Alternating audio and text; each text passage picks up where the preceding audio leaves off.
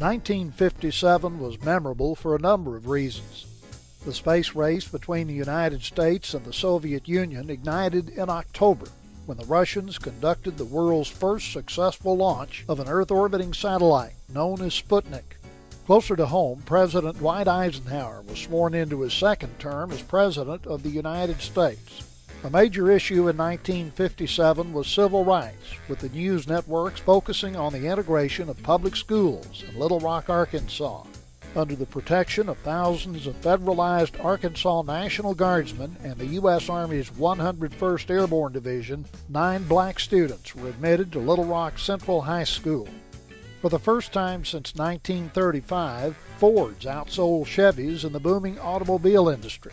The Ford Fairlane was the top-selling car in 1957, although the '57 Chevy Bel Air would later become one of the most sought-after classic cars ever. Elvis Presley had his best year yet, charting 4 #1 singles in the year. All Shook Up led the list, topping the Billboard chart for 8 weeks.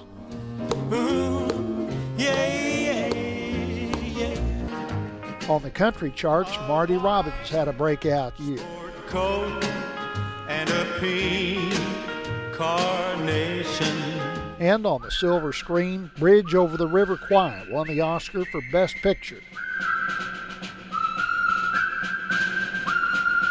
1957 was also the year we lost Humphrey Bogart.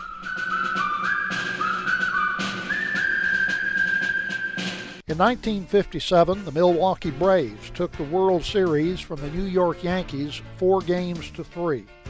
Earlier during that summer, a tall, gangly-looking teenager left his family's tobacco farm in North Carolina en route to Alpine to pitch for Herbert Cockernaught's Alpine Cowboys. 34 years later, Gaylord Perry would be enshrined in baseball's Hall of Fame, having become the first pitcher to win the Cy Young Award in both leagues and establishing himself among the game's all-time great hurlers. 1957 marked the final season of the semi-pro Alpine Cowboys.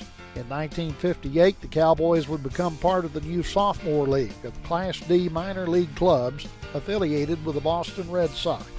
1957 was also the last time a game would ever be called due to darkness at Cockernaugh Field. In 1958, a state-of-the-art lighting system was installed, bringing night baseball to the last frontier. 1957 was a banner year for baseball at Sul Ross State College.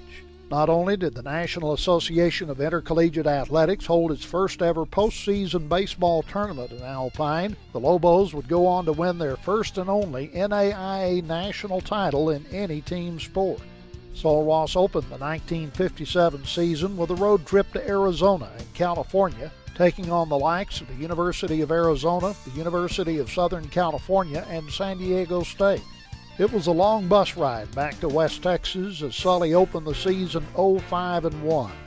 Lobos head coach Pete Swain said his ball club was a little weary from all the traveling. Even the bus driver was having trouble staying awake. We left Phoenix after the ball game driving. He got tired and I said, I'll drive this sucker. I'd never driven a bus. We got to El Paso and that big bus was going a little faster than I thought it was. I threw everybody out of their seats. They woke everybody up. I said, we almost got good wood on that one. After a few days at home, it was off to Dallas to play SMU, down to Houston for a game with the Cougars, and then over to Huntsville for a doubleheader with Lone Star Conference rival Sam Houston State. At one point, Sul Ross had a record of 2 wins, 11 losses, and 1 tie. But with lots of baseball yet to be played and most of the remaining schedule in the friendly confines of Cockernaugh Field, the Lobos' fortunes were about to take an about-face. Coach Pete Swain's bunch reeled off 15 wins in their final 18 games, winding up the regular season at 17-14-1. Sul Ross picked up wins over Baylor and Abilene Christian, among others. In the meantime, Alpine's baseball patriarch, H.L. Cockernaugh Jr., presented a proposal to the National Association of Intercollegiate Athletics for Sul Ross to host the organization's first postseason tournament at Cockernaugh Field in Alpine.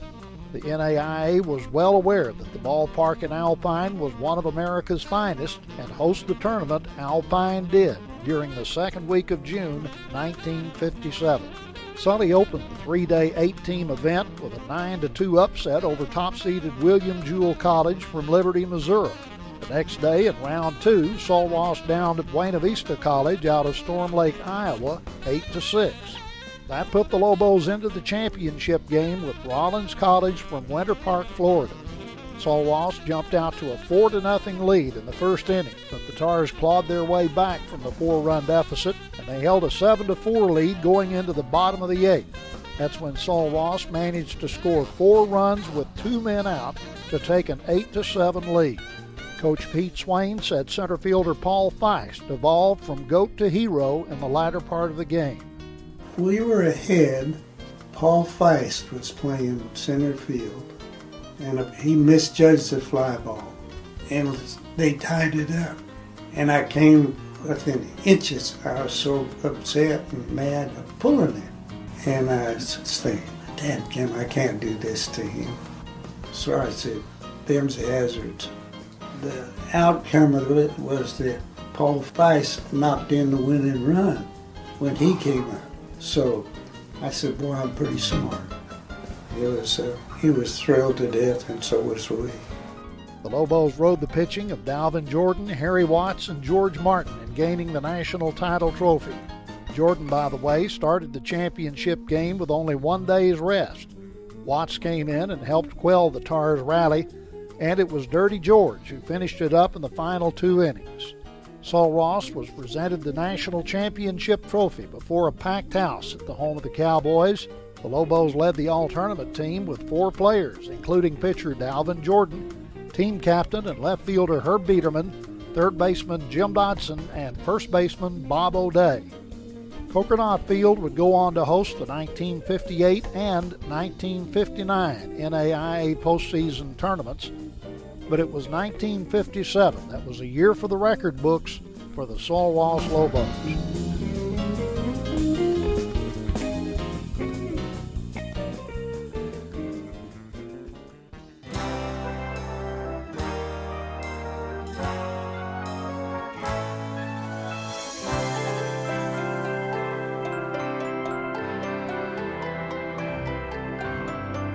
Football is a macho sport, and it's great when leaves are blowing.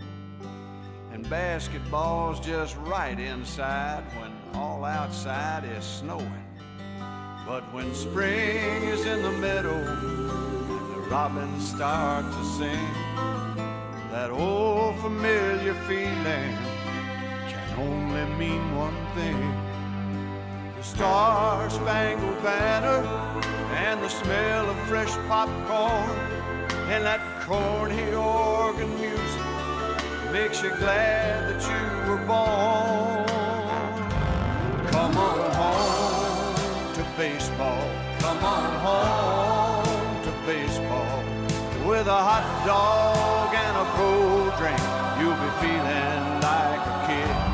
Come on home to baseball. Come back home baseball, to the bosom of America. You'll be so glad you did.